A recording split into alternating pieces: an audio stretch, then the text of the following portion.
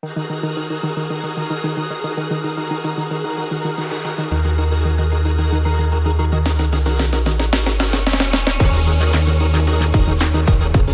based on this premise that we as human beings are not perfect, and she writes us as goods under construction. And if we are really goods under construction or being constructed, then we're moving towards the good.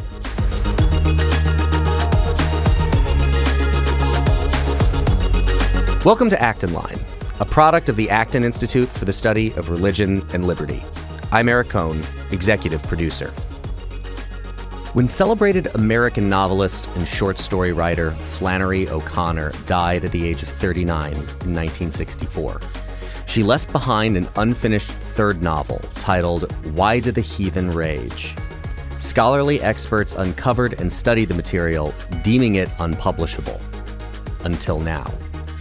For more than a decade, award-winning author Jessica Hooten Wilson has explored the 378 pages of typed and handwritten material of the novel, transcribing pages, organizing them into scenes, and compiling everything to provide a glimpse into what O'Connor might have planned to publish. Flannery O'Connor's Why Do the Heathen Rage, a behind-the-scenes look at a work in progress, is the result of Hooten Wilson's work. In it, she introduces O'Connor's novel to the public for the first time and imagines themes and directions O'Connor's work might have taken. Today, Acton's alumni and student programs manager, Noah Gould, speaks to Jessica Hooten Wilson about introducing O'Connor's unfinished novel to the public for the very first time. You can find additional resources in the show notes for this episode, as well as find previous episodes of Acton Line on our website at acton.org/actonline. And if you like this program, you can help us reach even more listeners by sharing it with a friend and leaving us a 5-star review on Apple Podcasts. We welcome your comments as well. Acton Line is available on Apple Podcasts, Google Podcasts, Spotify, or wherever you listen. Jessica Hooten Wilson is the Fletcher Jones Endowed Chair of Great Books at Pepperdine University. She has written or edited numerous books, including Reading for the Love of God, The Scandal of Holiness, and the Christianity Today Book Award winner, Giving the Devil His Due, Demonic Authority in the Fiction of Flannery O'Connor and Fyodor Dostoevsky. She speaks around the world on topics as varied as Russian novelists, Catholic thinkers, and Christian ways of reading. She's the author of Flannery O'Connor's Why Do the Heathen Rage, a behind-the-scenes look at a work in progress, the unfinished novel in print for the first time, which we'll be discussing today. Jessica, thanks for being here. Thank you so much for having me back. So you have a really exciting new book out, Flannery O'Connor's Why Do the Heathen Rage, and you put a lot of work into going from what was kind of manuscripts and scraps to pulling together what reads kind of like a novel with your commentary. Mm-hmm. Tell us a little bit about what was the state of the manuscript and the project when you took this on? Flannery O'Connor died in 1964, and she was working on a third novel. Novels were not her primary genre, so she really was a short story writer. She was very gifted in short stories. She won lots of O. Henry Awards. And novels took her just quite a long time to put together. So Wise Blood took about 5 years, and The Violent Buried Away took 7. So when she started working on this, somewhere between, I think 1960, some scholars think a little bit earlier, she only worked on it 3 or 4 years. And so she just didn't have a lot of it started. She was kind of working on other stories at the same time. And so what I was left with was really, there was no outline. There was no description in her letters about the kind of story she was going to tell. She knew a little bit about her characters, and she was going to invest in these characters and these personalities. And we also know from a lot that was happening around her that she was asking certain kinds of questions. The civil rights was looming large. She had a television in her living room for the last few years of her life. So she was receiving different kinds of news than she was before. And so, the work as it kind of came together in my mind was more of a literary excavation, trying to unpack not just what she had left behind in episodes, but what were all those things, those influences that might have been, kind of meshing together and creating a different kind of story than perhaps some of the ones she had told earlier in her life. And some of our audiences are probably big O'Connor fans, and some maybe haven't read that much. So tell us a little bit about kind of what constitutes her fiction, her style, which was quite unique.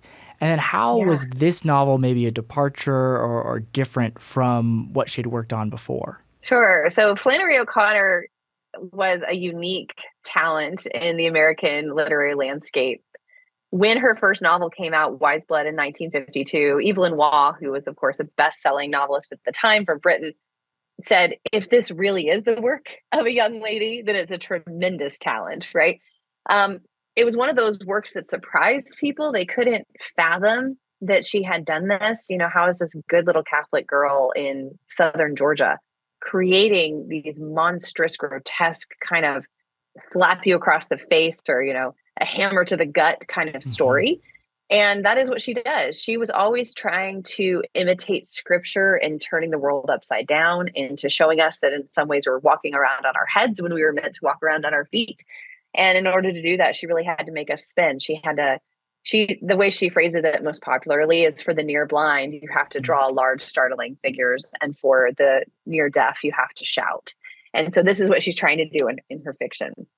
But at the end of her life, after, you know, publishing 2 short story collections, 2 novels, she was really trying to approach the subject matter differently.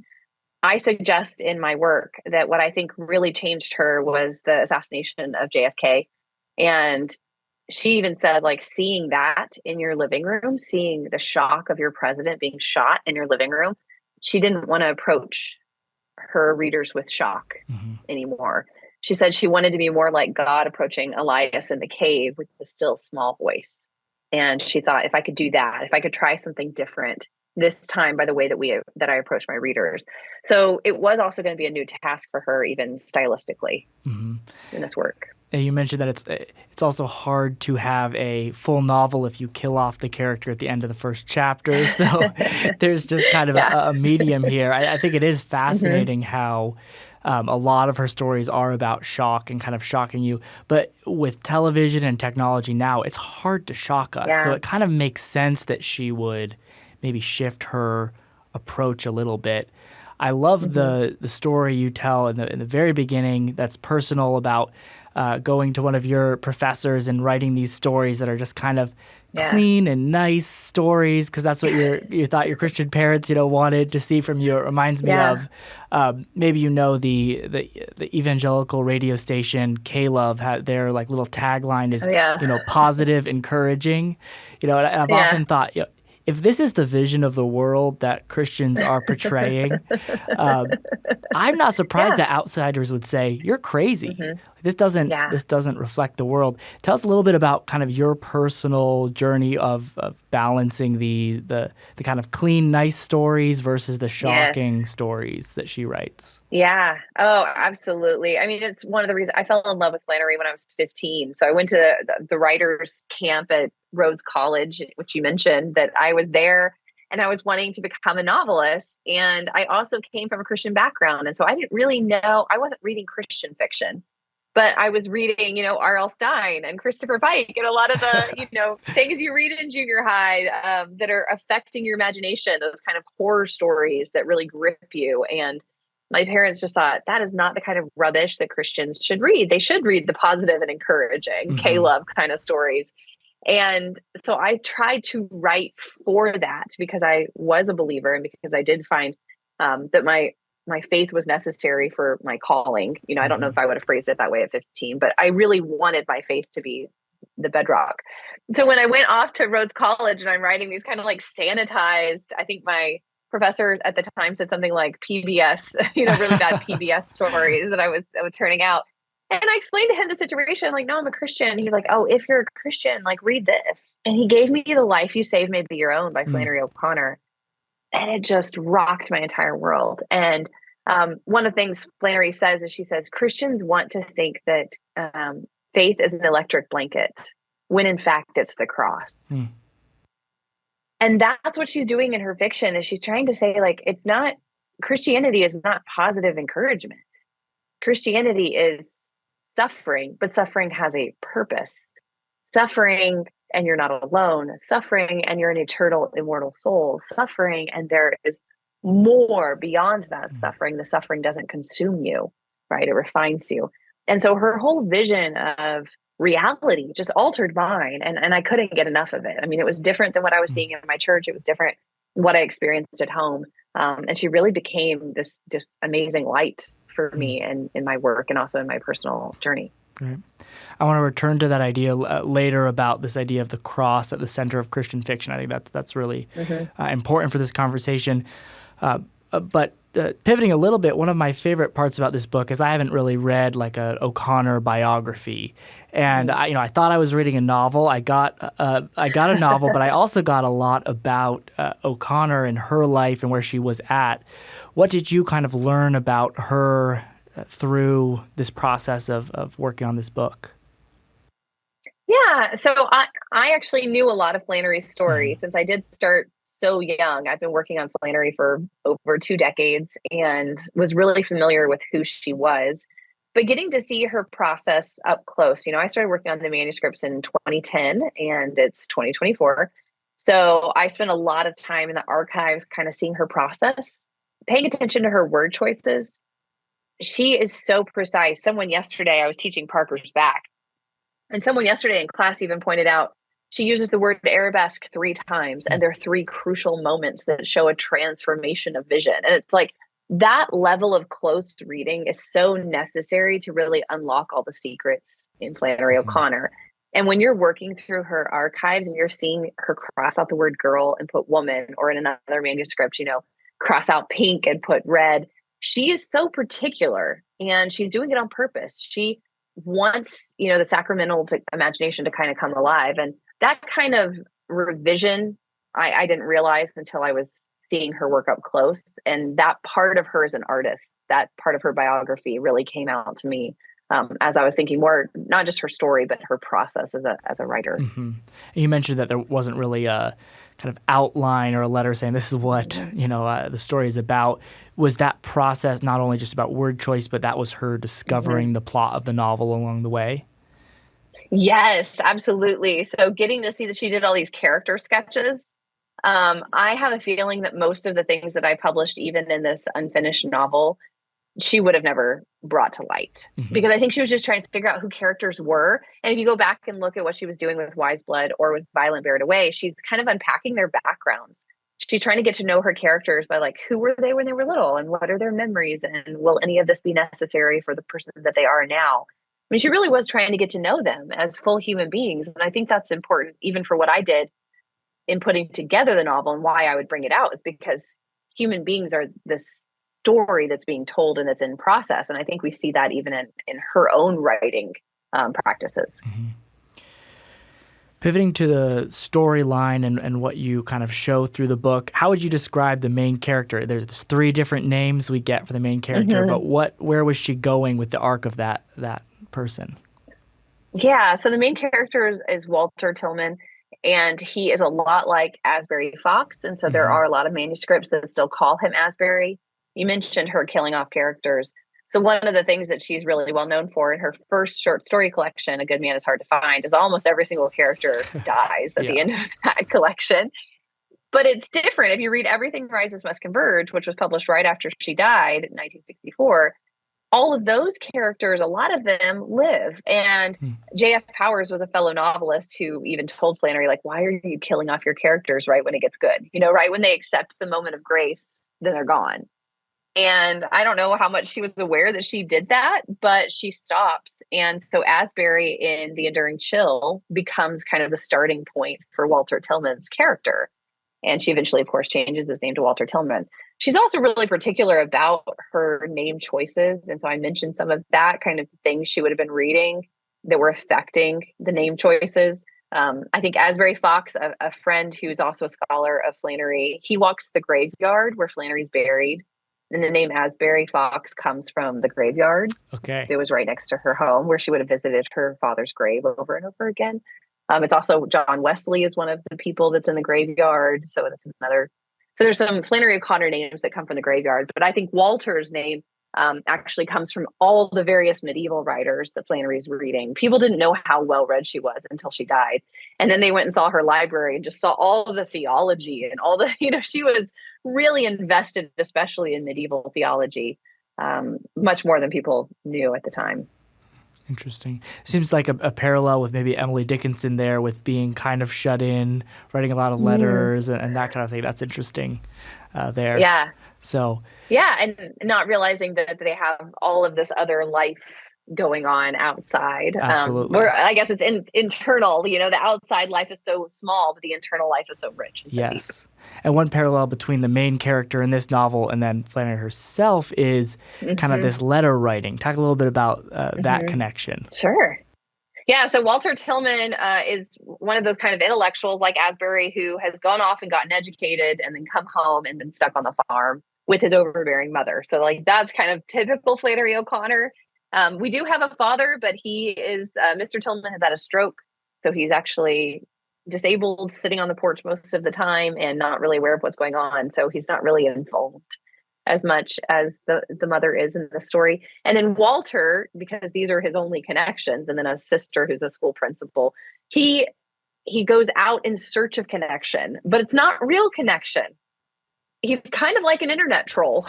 He writes these letters to people pretending to be what he thinks his correspondent wants him to be.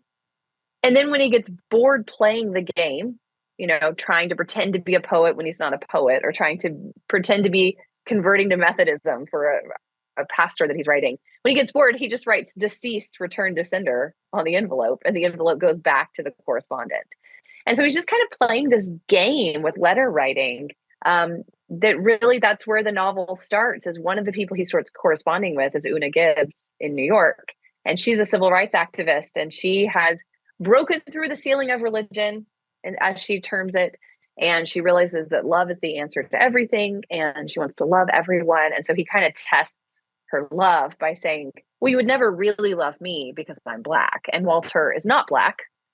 When we first see Walter, he's typing and he's looking at his pale speckled hands, right? As he writes the sentence, "You wouldn't love me because I'm Black," right? So Flannery gives us that contrast from the get-go, that he's putting on this epistolary blackface in order to test whether this woman who says she loves everybody would actually love someone with a different skin color. And it's very interesting. You got to remember 1964.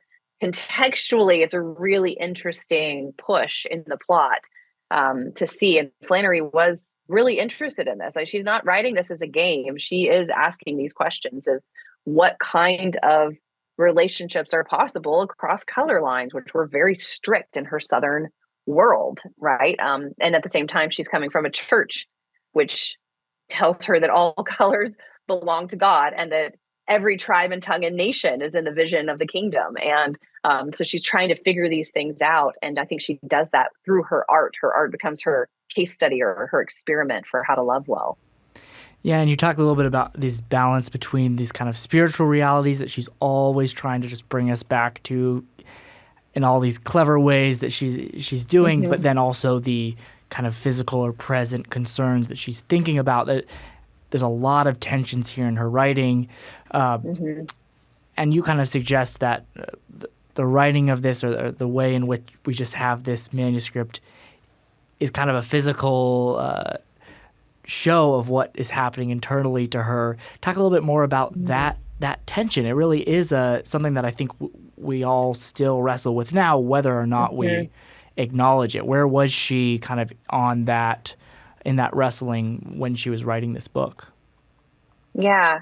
So Flannery in, let's see, I'm trying to remember the years, 1940s. I can't remember the exact year, when she goes off to Iowa. I'm trying to remember how old she would have been. She would have been 1945, I guess. She would have gone off to Iowa. And she goes to the Writers Festival, or the Writers Workshop up there, the kind of the famous one at University of Iowa. And when she's up there, she is exposed to things that were very different from where she was from. And she wrote her mother, Regina, every single week regularly. She was always kind of tied to her Southern world there. But she's being exposed to integration. She's being exposed to friendships across color lines. And these things do not sit well with her in the 1940s. And so we have a lot of looking at this young 20-year-old and the things that she was going through and the racism that she was having to confront at that time in her life, right? She's also being exposed to people drinking at parties and lots of other things that she's being exposed to. And when she returns home, she's both an insider then and an outsider. So she's able to see kind of the racism of her Southern world from outside of it and still within it, because she grew up in that, right? And she thought that this was normal. So when she goes back to her segregated world, but she's able to see it as like, maybe this is not how it's supposed to be. That's, I think, where the wrestling comes from. And this is why you have so many of her characters who have undergone this, go away from home, become intellectual, because their worlds are expanded. And then how do you live in a world which is still segregated, in which people still are racist? How do you love your mother? Looking at something like Everything Rises Must Converge. How do you love your mother who is so racist and says all these racist, small-minded things? And how do you not just hate her and get upset with her once you realize that racism is wrong? And that's so much what the tension of that story is about, is like, where is charity when people don't know their own blind spots? And when you yourself then have to realize, like, you don't know your blind spots. So I think in Flannery, she's trying to work this out through her fiction in a realistic way. And her fiction is kind of reaching beyond her own day-to-day biographical practices and interactions to what are the ideals? What are we supposed to be like as human beings in community with one another? Mm-hmm. Yeah, the idea of sight is through the novel as well. Mm-hmm. Blurred sight at certain points, as well as the photograph I'm thinking of that is then blurred. There's one instance in the novel where the main character takes a photo of a tattoo, which is the face of Christ, and but when he develops the photos, that's the only one that's blurry. So there's an interesting kind of commentary throughout on sight. I'm reminded of the quote, of course, you've written on Solzhenitsyn as well. Yeah. The line of good and evil cuts through the human heart. That's it's always a little bit more complex than we think about it. Yeah. I mean, the very fact that we have blind spots, like, means you can't see them. And I think that's the hard part for people to take in. I had students the other day, like, hold up a mirror in class and like, what do you see when you look in this mirror? And it's like, you only can see what you're capable of seeing, right? You're limited by your own vision to be able to know yourself and examine yourself. And that's what Flannery is doing in her work, is trying to get outside of that vision and be able to try to pursue almost like an iconic gaze, the way Jean-Luc Marion would talk about it, this way of seeing how God sees us or how God reads us. And that's a spiritual practice. That's something that's really hard to reach for and grasp and grapple with. And I think that's what she's doing when she writes on race in this way, is not just writing as a reactionary, not just writing as an activist, but more significantly trying to write with a Christian vision. And she realized the daunting task in front of her to be able to do that. Yeah, absolutely. You can think of different kind of political or cultural movements that you kind of compare O'Connor to. There's certain writers who are able to kind of react to something right away and say, here's my take. She really had to digest it and think about it and wrestle with it quite a bit more than some other writers. But it also reminds me of how, this kind of external perspective of faith, religion, and tradition can either having the lack of that in a certain movement or having that perspective can really change the way something unfolds and whether it has longevity, whether it's really rooted. Yeah, to be able to pursue what she would call, as she says, that she tries for the prophetic imagination or prophetic vision. And she said that's a realist of distances. So being able to kind of see down the line, it's a way of, if you think about the prophets, seeing the things from the past that inform your vision on the present so that you can speak to the future in a true and an accurate way. And to be able to do that, you can't just think of the here and now all the time, right? You have to constantly be thinking of the past and the future into the present. It's very, I don't know, T.S. Eliot-ish, right? Like yes. Yeah. That kind of prophetic gaze that she's trying to get to. Or if you look at one of her prayers from her prayer journal when she was at Iowa, she said, Lord, help me dig down under to find where you are. So she's taking these controversies that are happening in the civil rights, and she doesn't want to write about them in such a way that is just superficial or reactionary or even exploitive. I mean, I think one of the things you see in Everything Rises Must Converge, the character who considers himself the least racist is still exploiting African Americans as a way to punish his racist mother. Well, that's still not humanizing other people. It's still not seeing people as full people. And so Flannery is just very careful to not kind of fall into these traps of pretension either. And so in order to dig down where God is, she has to get out of pretension. She has to get out of racism. She has to get out of her blind spots to be able to tell a truth that would last. So that, for example, something she's writing in 1963 can be read in 2024 and it matters. And I think that's why I'm publishing it now. Like, it does still matter because she was able to do that. Yeah, there's a really, it's kind of a dark passage on euthanasia with Una Gibbs, and that's quite a harrowing episode. She seems pretty critical towards the character of Una, who's kind of the activist, kind of the I don't know, this is kind of an unanswerable question, but maybe take a stab at it. How do you think, would she have landed the same place with the character as the novel developed, or do you think she's just trying to find the middle ground, and that's why it's this kind of activist character is seen in such a kind of harsh light? Yeah, I think there's two different ways of reading that, and I do think she needed to work on it more. So, for example, when Caroline Gordon, I promise I'm addressing your question, but it's going to talk through some other stories and other examples to get there. But when Caroline Gordon read Revelation with Ruby Turpin, she thought Ruby was just a villain. And Flannery was so unsatisfied with that. She's like, no, I'm not trying to write a villain, right? I'm trying to write someone who's like all of us. And that's why Flannery even signed some of her last letters, Mrs. Turpin. She realizes that, like, our virtues need to be burned away. We can't see Ruby Turpin as a villain. We have to see ourselves in her. And so she tried to recraft the character to get at that. The same thing kind of happens in some of her other work where Raber, for example, Violent Buried Away. She's like, oh, I villainized this guy. I don't want to villainize him, right? I just want to show some of the problems without being so cynical that he comes off the villain. So when we read somebody like Una Gibbs, I think she would have taken a lot of work to try to make Una less villainous than she comes off currently, because it's easier to see the characters that are less like you and write them in such a way that you can be horrified at what they're doing.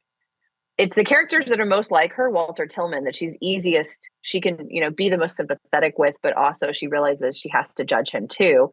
Whereas the characters who are less like you, like Una Gibbs, who is more like her friend Mariette Lee, who she actually really loved, it's easier for her to judge.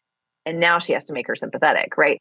So in order to be a good writer, you have to have characters that are not villains and not heroes, but have the potential for both things always in tension. And I think Flannery had a lot of work to do with Una because she did love Mariette. She was trying to understand Mariette's perspective. And I think she's trying to write Una in such a way that she does make this civil rights movement a more sympathetic version in Una's character than she started out with. So I want to ask you a question about that a lot of people ask about Flannery O'Connor, and you suggest that this is a bad question in the book. So I want to hear why this is a bad question. But the question a lot of people ask, and why maybe her name has been removed from buildings, etc., is, was Flannery O'Connor racist? Right? We see some statements in her letters and that kind of thing. Can you talk a little bit about why that's the wrong question? Sure. I think it's the wrong question because it makes Flannery a done person. Mm-hmm. So I think that we can look at certain comments in people's writings and we can say, like, that's a racist remark. That's a racist action. So sometimes it's easier to apply those labels to things that are finished. Human beings, calling them racist is more problematic because if a person is in development, they don't have a chance to get out of it if you just call them racist, right? Mm-hmm. They don't have a chance to move towards something else. And all of Flannery's work it's based on this premise that we as human beings are not perfect. And she writes us as goods under construction. And if we are really goods under construction or being constructed, then we're moving towards the good. So Flannery was not going to be satisfied with anything in her that allowed her to say and do racist things, right? She says, I'm an integrationist by principle, right? And she says segregationist by taste. Well, what has her taste been formed by but a segregated culture in which she doesn't understand the taste for integration? St. Augustine, who she read, said, yes, those of us are so sinful that even the sweetest bread tastes bitter, right, to a sick person, because we're so sinful. Mm-hmm. And so for Flannery, like, her tastes are so poorly developed in that segregated world that she's in, right? In the white supremacist world that she's in the white privilege world that she's in. And she would have had none of those labels, that she can say things like that would be really hurtful to be a segregationist by taste. She had malformed taste, right? So to say that, like, how racist was Flannery O'Connor, you're just starting with the premise that you can label her and move on. Yep.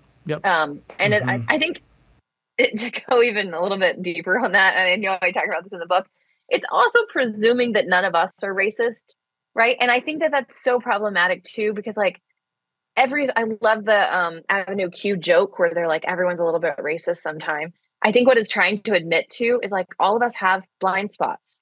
Alan Jacobs writes in Breaking Bread with the Dead, he says, maybe our blind spots are, we think right now that you can eat meat. And maybe in 100 years, someone's going to look back and be like, they killed animals and ate the flesh off their bones. Like, how disturbing is that? Like, there's so many ways that we can't see what our own are, and that somebody's going to write maybe 50, 60 years from now and say, well, with Alan Jacobs, like a cannibal or like a carnivore, like that's a bad word. We don't know what those things are going to look like. And so I think there's a lack of charity or humility that we show when we also use that label towards other people, rather than recognizing in humility our own weaknesses, our own vulnerabilities, our own sinfulness. Yeah, and the essay that you cite in the book, that title of "How Racist is Flannery O'Connor?" It's the same as the question of when did you start beating your wife, right? It's that fallacy. That's the form that question is in. It answers itself. But I'm hearing you say that that there's a way in which we shouldn't judge the past based on the present values. Distinguish that for me between something like a relativism that might say, okay, values change over time or truth changes over time. That's not what you're saying, but can you make that distinction for us? Yeah, absolutely. No, I think that we can judge the things that she said. Absolutely. I think we can't judge the person because she wasn't finished. That's a different kind of statement. So I don't excuse any of the racist things she said as racist. They were.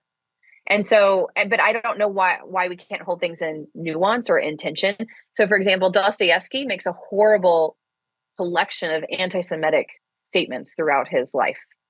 I'm not going to stop teaching Dostoevsky. I'm also not going to just label him as an anti-Semite and think I'm done with him, right? So those kind of labeling mechanisms is the problem, but I can recognize the things that they did that were wrong. So I don't mean to imply that there's like a relativism to things being right or wrong. Yeah. I'm just, I'm more along the lines thinking like, just because something was not recognized in the past as wrong doesn't mean that it wasn't wrong.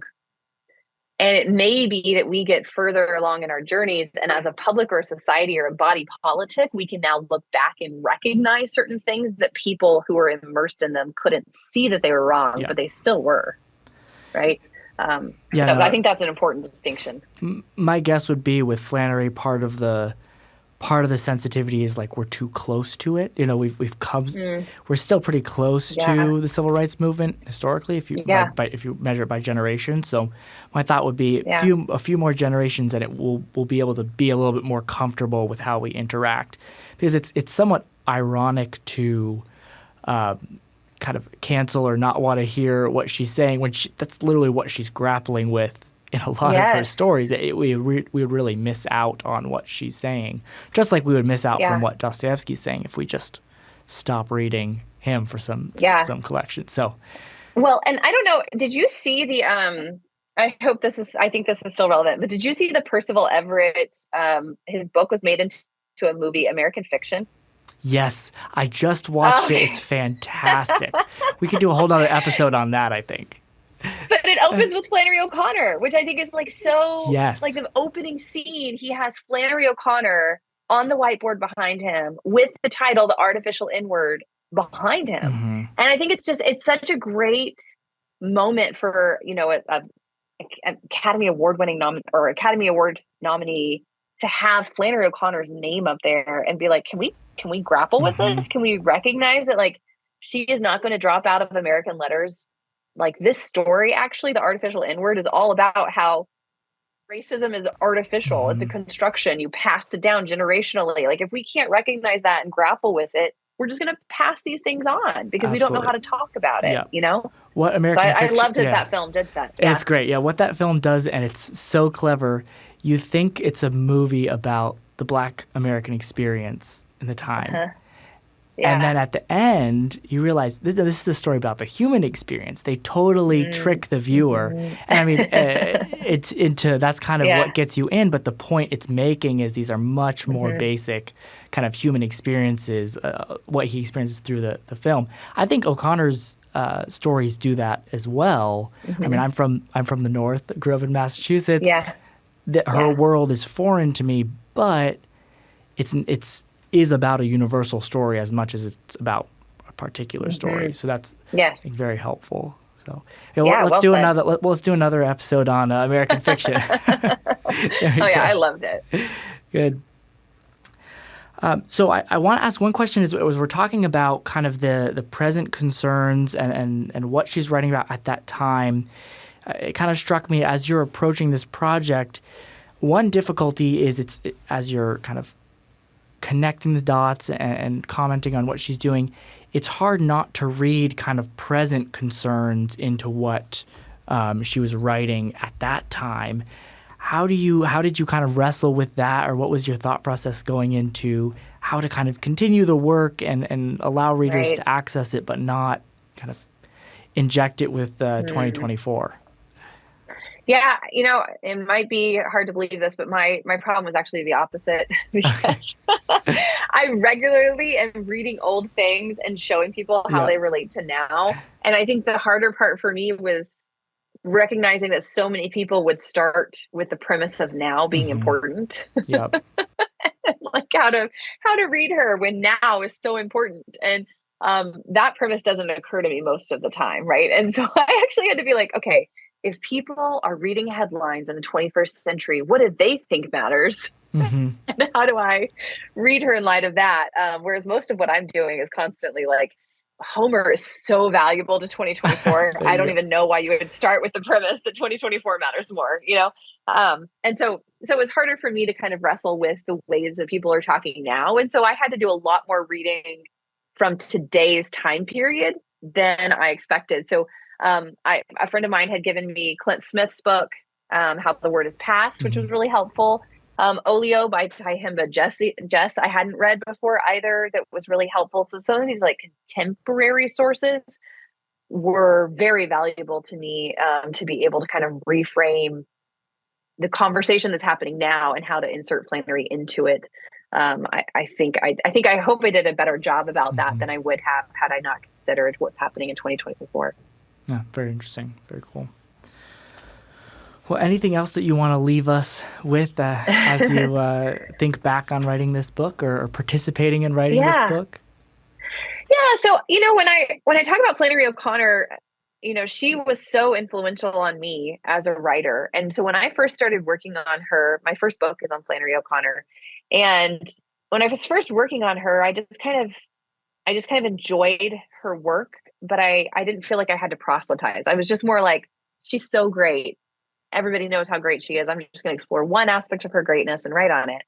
And now I'm in a position of, publishing, this is my 9th book on Flannery, and it's a different place almost 10 years later than it was at that time. Now it feels like I need a defense. I need an apology for Flannery, and in order for people to understand how good she is. And I would say this is my quintessential apology for Flannery, is her ability to hold the mirror up to people.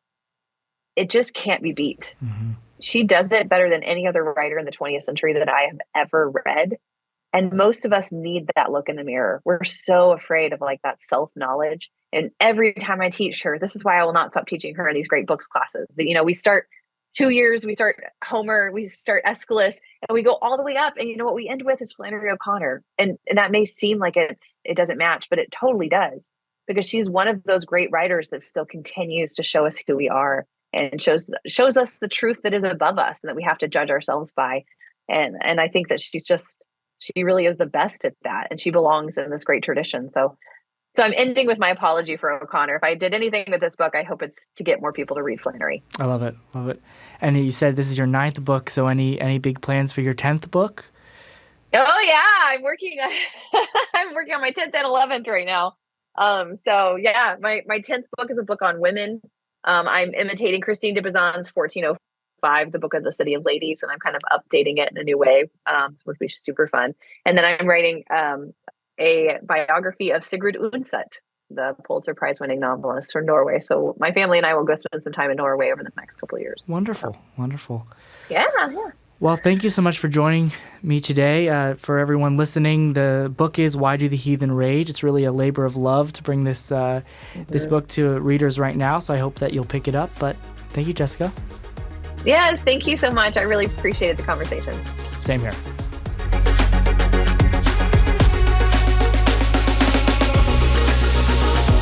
As always, thank you for listening. Our team loves putting this podcast together for you. It's encouraging to hear from our listeners. Feedback is incredibly important to us because it lets us know what you'd like to hear more of, including the kinds of topics you're interested in most. If you have comments, feedback, or ideas for a show topic or interesting guest, you can email our team at producer@acton.org. Until next week, for Acton Line, I'm Eric Cohn.